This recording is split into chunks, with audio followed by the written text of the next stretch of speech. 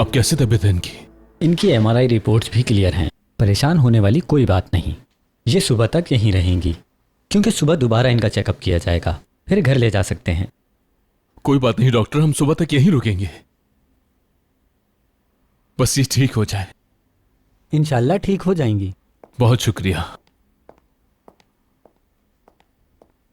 उसके अंकल की बेटी हूं, लेकिन तुम्हें पूरा रिश्ता नहीं पता।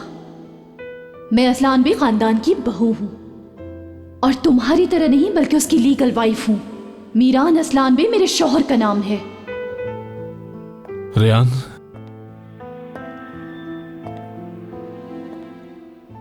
तुम ठीक हो ना?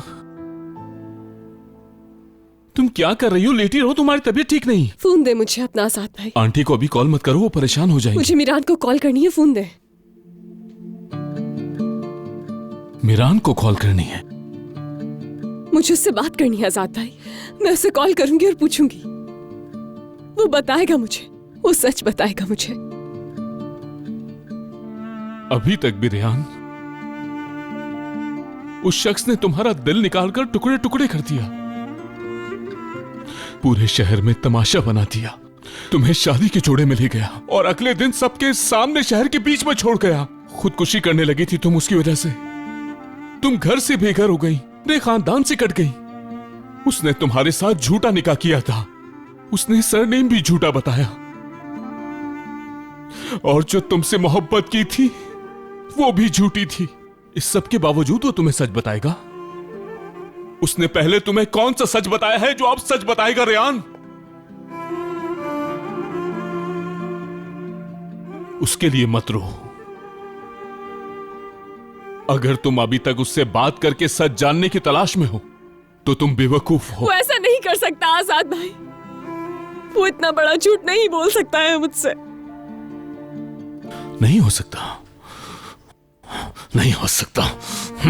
अभी दिखाता हूं, ये देख लो। क्या है ये? तुम खुद देख लो, ये क्या है, तुम्हें पता चल जाएगा।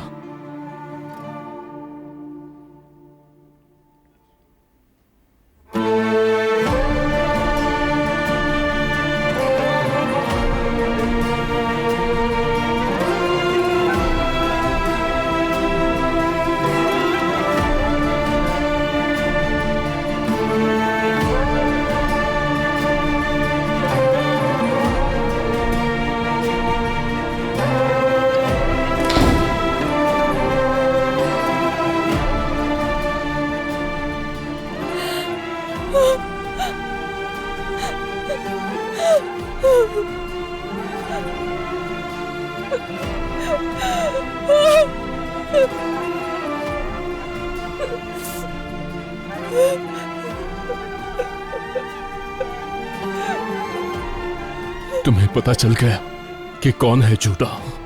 सब सच था, सब कुछ सच था, सब कुछ सच था।